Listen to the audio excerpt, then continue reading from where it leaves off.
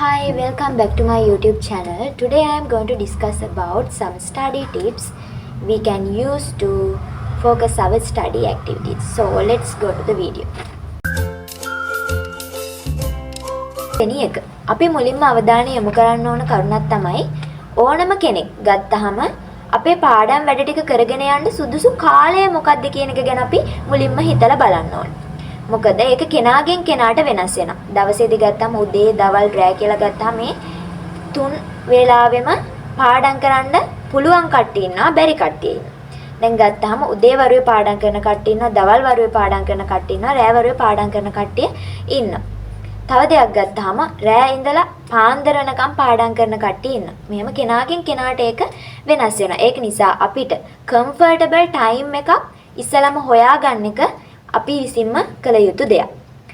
පොඩි වැදගත් කරුණක් කියන්නම්. සයන්ටිෆික් රිසර්ච් වලට අනුව හොයාගෙන තියෙනවා රෑ 9 ඉඳලා පාන්දර 12 වෙනකන් මේ තියෙන කාල පරිච්ඡේදයේ අපි පාඩම් කටයුතු කරනවා නම් අපේ බ්‍රේන් එක ෆන්ක්ෂන් කරන්නේ 20%. 20%ක පමණ කොටසක් තමයි අපේ බ්‍රේන් එක ෆන්ක්ෂන් කරන්නේ කියලා. අපේ මොලේ 50%ක පමණ ක්‍රියාකාරීත්වයක් වෙනවලු මෙන්න මේ කාල පරිච්ඡේදය. කීයද? හවස 2 ඉඳලා 6 වෙනකම් කාලය ගත්තාම 50%ක් පමණ තමයිලු අපේ බ්‍රේන් එක ෆන්ක්ෂන් කරන්නේ. ඊළඟට 100%ක්ම අපේ බ්‍රේන් එක ෆන්ක්ෂන් කරන ටයිම් එක තමයි පාන්දර 4 ඉඳලා උදේ 8 වෙනකම්. ඒක නිසා මුලින්ම අපි හොයලා බලන්න ඕනේ අපිට පහසු මොන ටයිම් එකද. මෙන්න මේ වෙලාවේ තමයි මම පාඩම් ටික කරන්නේ. මට මේ වෙලාව පහසුයි. මතක ශක්තිය වැඩි මෙන්න මේ වෙලාවේ කියලා අපිම තමයි ඒක ඩිසයිඩ් කරන්න ඕනේ. ඒක තමයි පළවෙනි කරුණ. දෙවෙනි කරුණ ගත්තාම අපි පාඩම් කරනකොට විශාල ඉඩකඩක පාඩම් කරනවා නම් ඒක වඩාත් හොඳයි කියලා කියනවා. මොකද අපි කුඩා ඉඩකඩක පාඩම් වැඩ කටයුතු කරනවා නම් අපේ මනස නිකන් හිර වෙලා වගේ. එක තැනකට කැටි ගහලා වගේ තියෙන. අපි නිකන් හිර වෙලා වගේ ඉන්නේ. එතකොට අපි පාඩම් කරන කරුණු මතකයේ රැඳෙනවා හරි අඩුයි. හැබැයි අපි නිදහස් විශාල වපසරියක පාඩම් කරනවා නම් අපි පාඩම් කරන කරුණු අපේ ඔළුවට අපේ මනසට ග්‍රහණය වෙන එක වැඩි කියලා මම පෞද්ගලිකව හිතනවා. ඒක තමයි දෙවෙනි කරුණ. තුන්වෙනි කරුණ ගත්තාම අපි දැන් අද යම්කිසි පාඩම් කොටසක් පාඩම් කරනවා කියලා හිතන්නකො. අන්නේ පාඩම් කොටස තව දවස් 2-3කින් නැත්නම් සති 2කින් නැත්නම් මාසෙකින් එහෙම අපි නැවත ඒ පාඩම් කරපු දේ මෙනෙහි කරන්න ඕනේ.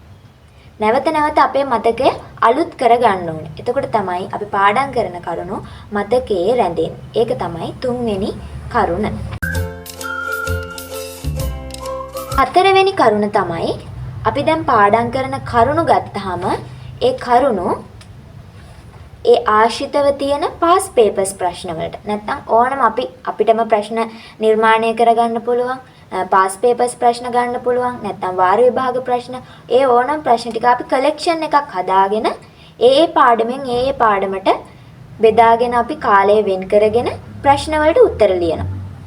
ගොඩක් දුරට ප්‍රශ්න වලට උත්තර ලියන ක්‍රියාවලියෙම තමයි ගොඩක් දුරට අපේ පාඩම් වැඩ කටයුතු සාර්ථකව කරගන්න හම්බ වෙන්නේ. එතකොට තමයි අපේ මතක ශක්තිය වැඩි වෙන්නේ. ඒක තමයි හතරවෙනි කරුණ. පස්වෙනි කරුණ තමයි අපි පාඩම් කරගෙන යනකොට මෙන්න මේ පොයින්ට් එකෙන් MCQ ප්‍රශ්නයක්, රචනා ප්‍රශ්නයක් හැදෙන්න පුළුවන් කියලා ඒක Tamanට දැනෙනවා. ඕනම සබ්ජෙක්ට් එකක් ඇතුලේ ඉන්න කෙනෙක්ට මෙන්න මේ පොයින්ට් වලින් මෙන්න මේ තැන් වලින් ප්‍රශ්නයක් හැදෙන්න පුළුවන් කියන එක හරි අවබෝධයක් තියෙනවා.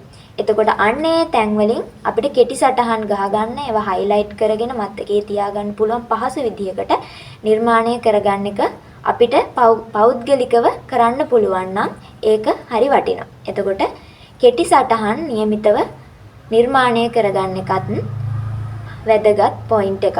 අපි පාඩම් වැඩ කටයුතු කරනකොට ඒවා මතකයේ තියාගන්න. ඒ තමයි පස්වෙනි කරුණ.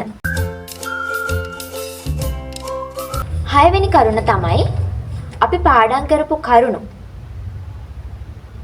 ගොඩක් දුරට තව කෙනෙක්ට කියලා දෙන ආකාරයට පැහැදිලි කරන්න පුළුවන් නම් Taman තනියම වෙන්න පුළුවන් ඉන්නේ තව කෙනෙක් ඉන්න ඕනේ නැහැ. හැබැයි තව කෙනෙක්ට පැහැදිලි කරන ආකාරයෙන් පාඩම් කරලා වැඩ කටයුතු ඉවර වෙලා අපිට ඒක පැහැදිලි කරන්න පුළුවන්. Tamanට තනියම මතකය ආවර්ජනය කරන්න පුළුවන්. එතකොටත් මතක ශක්තිය වැඩි වෙනවා කියලා තියෙනවා. ඉතින් එහෙමත් කරන්න පුළුවන් නම් ඒක වාගේ ඉගෙනීම් වැඩ කටයුතු වලට පහසුවක් රුකුලක් වෙයි කියලා මම හිතනවා. ඒ තමයි 6 වෙනි කරුණ. දෙවෙනි කරුණ තමයි අපි පාඩම් කරන තැන. අපි ඕනම මොහොතක පාඩම් කරනවා කියලා හිතන්නකෝ.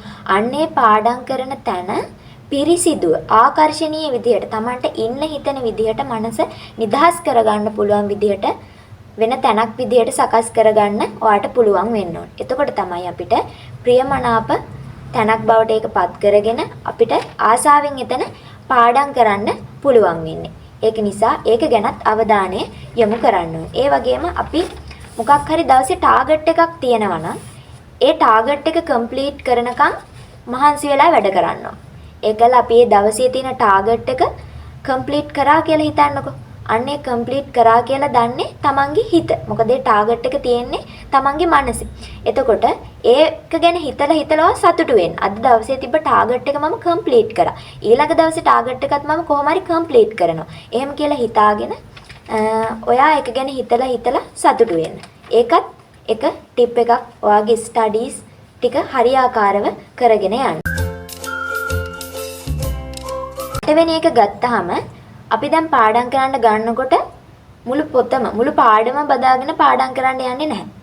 අපි ඒක කොටස් වලට අර මම කිය ටාගට් තියාගන්න කියලා. දවසේ ටාගට් වලට ඒක බෙදා ගන්න. කොටස් වලට බෙදාගෙන ඒ විශාල පාඩම් කොටස් කුඩා කොටස් වලට බෙදාගෙන ඒක දවස තුල කම්ප්ලීට් කරන්න උත්සාහ කරන්න. ඒකයි මෙතනදී වැදගත් වෙන්නේ. මොකද අපි විශාල පාඩම් කොටසක් පාඩම් කරලා ඔළුවට දා ගන්නවට වැඩිය කුඩා කොටස් එදිනෙදා පාඩම් කරලා ඔළුවට දාගන්න එක පහසුයි වගේම මතක ශක්තිය වැඩි වෙනවා. ඒ වගේම ඒ පාඩම් කරන අතරතුර කාලෙදී පොඩි කෙටි විවේකයක් ගන්න. මොන හරි දෙයක් කනවා නම් තේ ටිකක් බොනවා නම් ඒ වගේ දෙයක් කරනවා නම් පොඩි විවේකයක් ගන්න. අනිවාර්යෙන් වතුර වීදුරුවක් නැත්තම් කෝප්පයක් මේසේ ළඟින් නැත්තම් පාඩම් කරන තැනින් තියාගෙන වරින් වර ඒක පානය කරන්න. ඒකත් අපේ මනසට වගේම අපේ පාඩම් වැඩ කටයුතු වලට රුකුලක් වෙනවා කියලා මම හිතනවා. අවසාන ටිප් එක. ඒක ගත්තාම අපේ හිතේ තියෙන අනාගත බලාපොරොත්තු, ඉලක්ක, හීන ඒ දේවල් ගැන හැම වෙලේම ඔය පාඩම් කරන වැඩ කරන අතරතුර හිතන්න. හැම වෙලේම ඒක ගැන හිතන්න. මම මේ විදිහට තමයි වැඩ කරන්න ඕන. තව මහන්සි වෙන්න ඕන. තව කැප වෙන්න ඕන. ඒ දේ ගැන හිතලම ඔයාට පුළුවන් ඔයාගේ වැඩ ටික සාර්ථකව කරගන්න වගේම ඔයාගේ අවධානය ඔයාගේ වැඩවලට තියාගන්න.